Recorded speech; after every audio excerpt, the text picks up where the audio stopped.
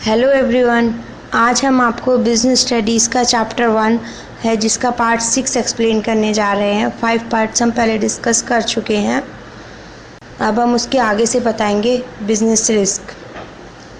इससे के पहले के टॉपिक्स हम पुराने वीडियोस में बता चुके हैं। अगर आपने नहीं देखे हैं तो डिस्क्रिप्शन में जाकर प्लीज़ उन्हें देख लें।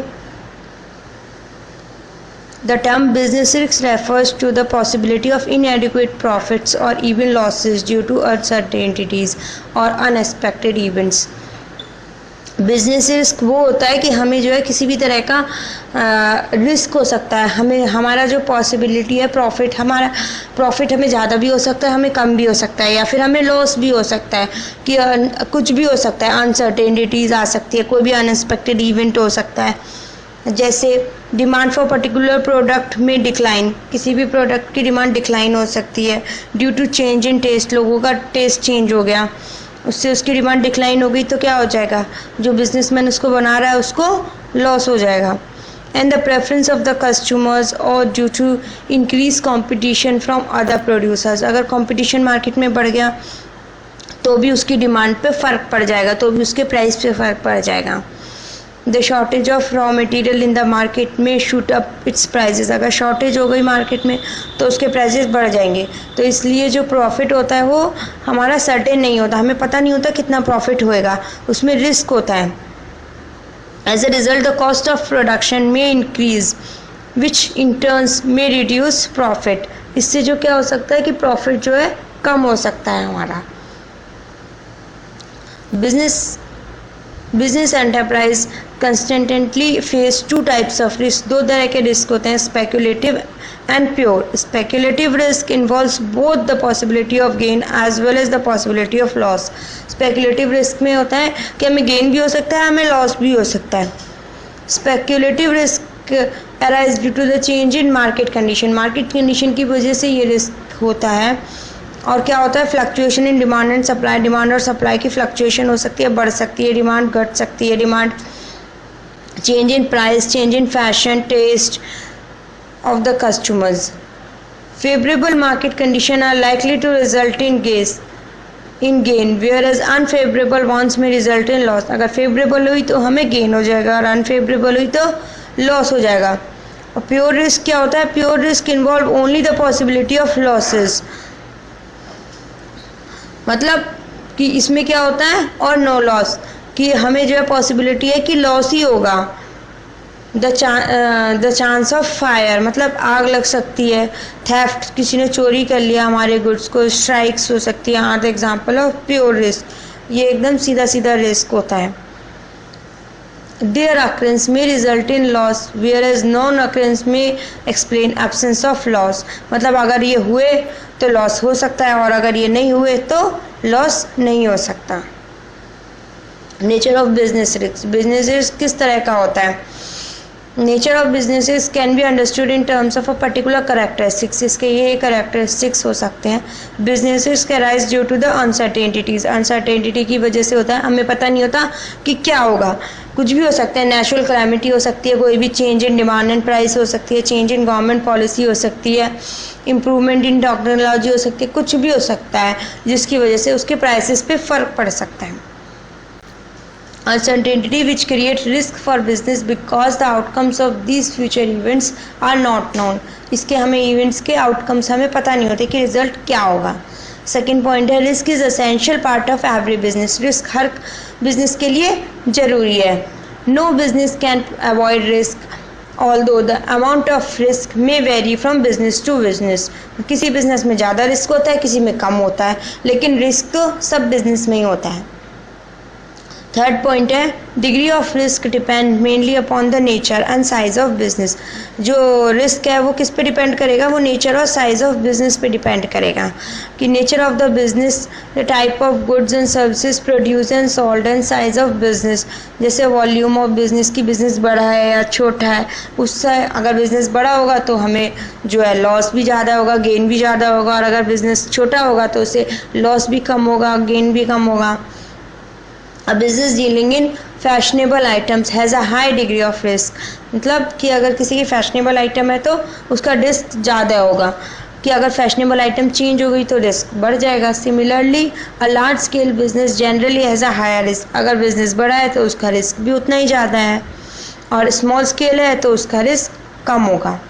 Profit is reward for the risk taking, मतलब जितना रिस्क होगा, no risk no gain is the age old principle which applies to all types of business. कि प्रॉफिट क्या होता है कि अगर हम रिस्क लेंगे तो हमें प्रॉफिट होगा, अगर हम रिस्क नहीं लेंगे तो हमें कोई प्रॉफिट नहीं होगा। Greater the risk involve with the business higher is the chance of profit, जितना ज़्यादा रिस्क इन्वॉल्व होगा उतना ही प्रॉफिट का चांस भी बढ़ जाएगा। अब नेक्स्ट पॉइंट है कॉजेज ऑफ बिजनेस। बिजनेस के क्या क्या कॉजेज हो सकते हैं। नेचुरल कॉजेज क्या होते हैं कि कुछ भी नेचुरल कैलेमिटी हो गई, फ्लड्स आ गए, अर्थक्वेक आ गई, लाइटनिंग हो गई, हैवी रेन हो गई, फेमाइन हो गई एक्सेट्रा, ये सब नेचुरल कॉजेज हैं। ह्यूमन कॉजेज क्या हो सकते हैं। ह्यूमन कॉजेज हैं कि डिसऑनेस्टी, केयरलेसनेस, कोई केयरलेसनेस से किसी ने काम किया, एंड नेग्लिजेंस ऑफ एम्प्लॉयज़, अगर एम्प्लॉयज़ को नेग्लेक्ट किया, stoppage of work due to power failure, अगर पावर फेलियर हो गया, काम रुक गया, इसकी वजह से भी जो है रिस्क हो सकता है। स्ट्राइक्स हो गई, कोई मैनेजमेंट इनएफिशिएंसी हो गया, कोई भी एफिशिएंट नहीं है काम करने के लिए, ये सब ह्यूमन कॉजेज होते हैं। इकोनॉमिक कॉजेज़ क्या होते हैं। इकोनॉमिक कॉजेज़ होते हैं demand of goods, demand of goods बढ़ सकती है, घट सकती है, कंपटीशन हो सकता है मार्केट में, कभी ज़्यादा हो सकता है, कम हो सकता है, प्राइस घट सकते हैं, बढ़ सकते हैं। Collection of dues from customers, change of technology, technology का चेंज हो गया, और मेथड ऑफ प्रोडक्शन, ये सब क्या होते हैं, इकोनॉमिक रिस्क होते हैं। अदर रिस्क, दूसरे रिस्क क्या होते हैं। दूसरे रिस्क होते हैं लाइक पॉलिटिकल डिस्टर्बेंसेस, कोई भी पॉलिटिकल डिस्टर्बेंसेस, कोई भी पॉलिसीज़ आके उसमें चेंज कर गई गुड्स के सेल में, परचेज में, तो ये सब पॉलिटिकल कॉजेज़ होते हैं। मैकेनिकल फेलियर, अगर तुम्हारी मशीन फेल हो गई काम करने के लिए, such as bursting of boiler, boiler burst हो गया। फ्लक्चुएशन इन चेंज रेट, अगर रेट चेंज हो गया, तो ये सब क्या होते हैं, और अदर कॉजेज़ होते हैं बिजनेस रिस्क के। अब अगर हम बिज़नेस स्टार्ट करना चाहते हैं तो हमें क्या क्या चीज़ें जो है सबसे पहले सोचनी पड़ेंगी, सबसे पहले क्या क्या किन चीज़ों पे काम करना पड़ेगा, उसके बेसिक फैक्टर्स क्या हैं। Successful result in the business depend largely upon the ability of the entrepreneur, अगर एंटरप्रेन्योर जो है उसकी एबिलिटी पे डिपेंड करेगा कि बिज़नेस कितना सक्सेस होता है या कितना फेलियर होता है। और the starter of a new business to anticipate problem, वो प्रॉब्लम को किस तरह से लेता है और किस तरह से उसको सॉल्व करता है, and solve them with the minimum cost, अपनी कम से कम कॉस्ट लगा के उन प्रॉब्लम्स को कैसे सॉल्व करता है। For example, to start a factory plan must be made about the location of the business, हमें पहले प्लान बनाना पड़ेगा कि हम बिज़नेस को कहाँ पर शुरू करेंगे। The possibility of number of customers, customers हमारे पास कितने आएंगे। The kind of equipment required, हमें इक्विपमेंट क्या क्या चाहिए उस चीज़ को बनाने के लिए, हमें क्या क्या चीज़ चाहिए। The amount of money needed to produce procure them, हमें कितने पैसे चाहिए इन सब चीज़ों के लिए। द शॉप लेआउट, लेआउट मतलब उसके रख रखाव, उसकी साज सजावट कैसी होगी। परचेजिंग, हम क्या चीज़ परचेज करेंगे। एंड फाइनेंशियल नीड्स, हमारी फाइनेंसिंग की नीड्स कितनी होगी। एंड हायरिंग द वर्कर्स, हमें वर्कर्स कितने चाहिए काम करने के लिए। फॉर इट्स इफेक्टिव इम्प्लीमेंटेशन, हमें काम करने के लिए ये सब चीज़ें चाहिए। तो फर्स्ट हम सबसे पहले क्या सोचेंगे, सिलेक्शन ऑफ लाइन बिजनेस। सबसे पहले हम ये डिसाइड करेंगे हमें बिजनेस किस चीज़ का करना है, हम किस लाइन में जाना चाहते हैं।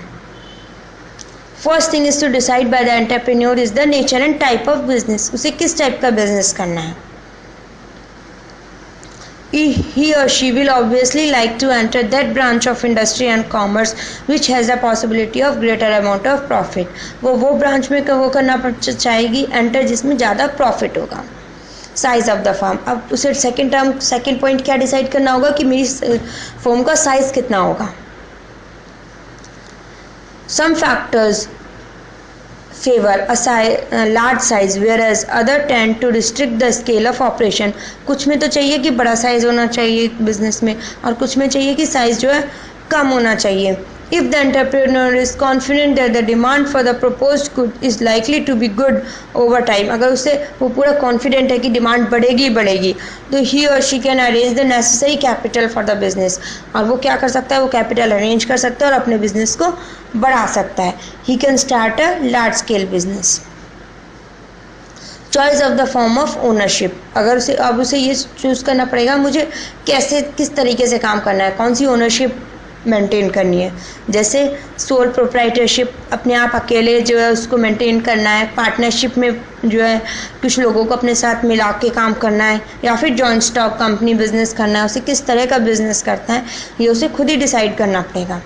The choice of suitable ownership will depend on such factors as the line of business, उसने किस तरह का बिजनेस चुना है, कैपिटल उसकी कितनी रिक्वायरमेंट है, लायबिलिटी ऑफ ओनर्स उसको कितने जो है ओनर्स को देने हैं, डिवीजन ऑफ प्रॉफिट सबको कितना कितना डिवाइड करेगा, अगर वो पार्टनरशिप में रखेगा तो सबको डिवाइड करेगा प्रॉफिट, लीगल फॉर्मेलिटीज़ क्या क्या होंगी इसकी, एंड कंटिन्यूटी ऑफ बिजनेस की बिजनेस कितना कंटिन्यू करेगा, कितने दिन चलेगा, एंड ट्रांसफरेबिलिटी ऑफ इंटरेस्ट जो है दूसरे जो है जनों के पास कितना ट्रांसफ़र होगा। अब उसे नेक्स्ट चीज़ क्या डिसाइड करनी है, उसे नेक्स्ट चीज़ डिसाइड करनी है लोकेशन ऑफ बिजनेस एंटरप्राइज, कि बिजनेस एंटरप्राइज कहाँ पर लोकेट होगा, जगह क्या होगी उसकी। Important factors to consider that the start of a business is the place where the enterprise will be located, उसे प्लेस डिसाइड करनी पड़ेगी।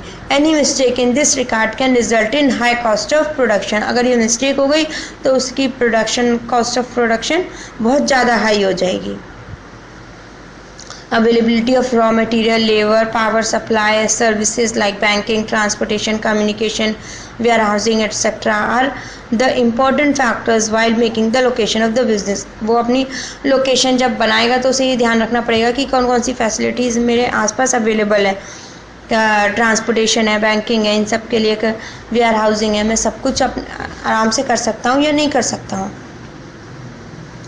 Financing the proposition. Financing is concerned with providing the necessary capital for starting. अब उसे start करने के लिए कितने capital की ज़रूरत है, as well as continuing the proposed business. उसे कितने कैपिटल चाहिए अपने बिजनेस में लगाने के लिए। Capital is required for investment in fixed asset चाहिए होंगे उसे, जैसे लैंड चाहिए होगा, building, machinery, equipment, and current asset चाहिए होंगे उसे, रॉ मटेरियल, बुक्स, डेब्ट, stock of finished goods etc. Capital is also required for meeting day to day expenses, उसे day to day expenses meet करने के लिए भी capital की ज़रूरत होगी। Physical facilities, अब उसके पास फैसिलिटीज़ कितनी है उसे ये भी देखनी पड़ेगी। Availability of physical facilities including the machines and equipment, उसके पास कौन सी मशीन है, इक्विपमेंट है, building and supportive services is an important factor to be considered at the start of a business, उसे ये सब भी कंसिडर करना पड़ेगा बिजनेस स्टार्ट करने से पहले। नेक्स्ट है प्लांट लेआउट, उसे देखना पड़ेगा कि मेरा प्लांट लेआउट मतलब वो प्लांट जो है कैसा दिखेगा, कैसे मैं काम, कौन सी चीज़ कहाँ कहाँ पर होगी, कैसे कैसे वो काम करेंगे लोग। Once the requirement of physical facilities has been determined the entrepreneur should draw a plant layout showing the arrangement of these facilities. अब ये चीज़ें वो कहाँ रखेगा, मशीन कहाँ पे रखेगा, कहाँ पर काम करेंगे, कहाँ पर जो है गुड्स प्रोड्यूस होंगे, ये सब उसे पहले डिसाइड करना पड़ेगा। Layout means the physical arrangement of the machines and equipments needed for manufacture of a product. उसे मैन्युफैक्चर करने के लिए सब चीज़ें कहाँ कहाँ रखनी पड़ेंगी। Competent and committed workforce, अब उसे ये डिसाइड करना पड़ेगा कि मेरे पास जो काम कर रहे हैं लोग वो अच्छे हैं, वो कॉम्पिटेंट है, वो उसके लिए सही है कि नहीं है। Since no individual entrepreneur can do everything himself, वो अपने आप सब कुछ काम नहीं कर पाएगा, he or she must identify the requirement of skilled and unskilled workers and managerial staff, उसे कुछ स्टाफ की ज़रूरत होगी और उसे सेलेक्ट करना पड़ेगा कि कौन से स्टाफ है। Plan should be made about the how the employees will be train, employees को कैसे ट्रेन करा जाएगा काम करने के लिए, एंड मोटिवेटेड, और उन्हें मोटिवेट करना पड़ेगा काम करने के लिए, to give their best performance, जिससे वो अपनी परफॉर्मेंस सबसे अच्छी दे पाएँ। नेक्स्ट है टैक्स प्लानिंग, हमें टैक्स की भी प्लानिंग करनी पड़ेगी कि हमें कितना टैक्स गवर्नमेंट को देना पड़ेगा। The founder of the business has to consider in advance the tax liability under the various tax laws, उसको देखना पड़ेगा कि मेरी कितनी लायबिलिटी बनती है टैक्स देने की, and its impact on business decision, और उसका बिजनेस में क्या इफेक्ट पड़ता है। लास्ट पॉइंट है 10th लॉन्चिंग द एंटरप्राइज, अब उसे लास्ट में अपने एंटरप्राइज अपने बिजनेस को लॉन्च करना पड़ेगा। After the decision relating to the above mentioned factors has been taking, पहले हमने सारे ये ऊपर के फैक्टर्स डिसाइड कर लिए, तब उसे क्या करना होगा, उससे the entrepreneur can go ahead with the actual launching of the enterprise, enterprise को लॉन्च करेगा with which would mean mobilizing various resources, fulfilling necessary legal formality, सारी formalities fulfill करेगा, and starting the production, processing and initiating the sale promotion campaign. अब उसे production करनी होगी, cell करना होगा और प्रमोशन करना होगा अपने गुड्स एंड सर्विसेज का। यहीं पर हमारा ये चैप्टर कंप्लीट होता है, फर्स्ट चैप्टर बिजनेस स्टडीज़ का। अगर आपको ये वीडियो अच्छी लगी हो तो इसे लाइक करें, शेयर करें और सब्सक्राइब करें। Thank you for watching.